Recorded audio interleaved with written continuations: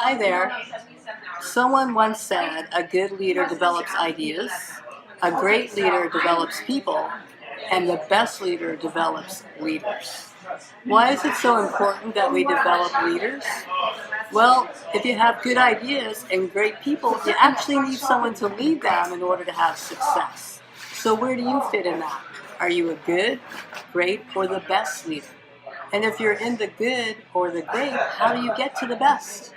Well, I'm going to give you a 3-step process, which is really simple in how you can develop leaders. I learned this basically in the trenches of being a stay-at-home mom, but then I actually put it into practice in leading ministries and developing teams. So here it is. It involves 3 steps, 3 words that will help you remember. Tell, help, and hold. The first part of the process, is to tell people what is expected. If you have people on your team, whether it be a business or volunteer, they need to know what is expected of them, and that has to be clearly communicated. If you've heard the story about if someone's in your canoe and they're poking holes, that's not a good thing. Well, if you have people on your team who do not know what's expected of them, what will happen is frustration, or you'll have people with their own agendas. Every good team has to have a playbook, and every player on that team needs to know what is in that playbook. So one way you can do this, in business, it's pretty easy. When someone's hired, they're told what their expectations are. In a volunteer organization, it's a little bit different. So one way you can do that is what I call a volunteer covenant, which is basically you write down all of the expectations, you sit down with your volunteers, your new ones especially, you walk them through it, they sign it, you sign it, and both of you are on the same page.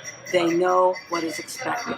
So the first step is tell people what is expected. The second step is help people get there. You want your people not only to reach the expectation, you want them to exceed the expectation. So you give them all the resources that they need to reach and exceed those expectations. If they need a budget that's increased, try to do that. If they need resources, give them that. Give them whatever they need to help them get to the expectations and exceed them.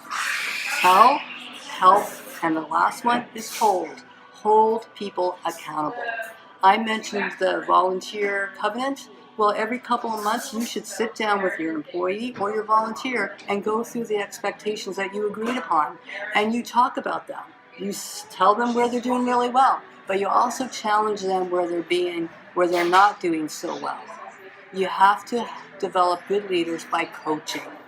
Tell, help, hold. A simple 3-step process to developing leaders that anyone can do without spending 5 cents in training. So, hopefully this is helpful to you. Please share any comments, any feedback in the spaces below, comments below, and I will gladly read them. Thank you very much. I'm Steph Robbins.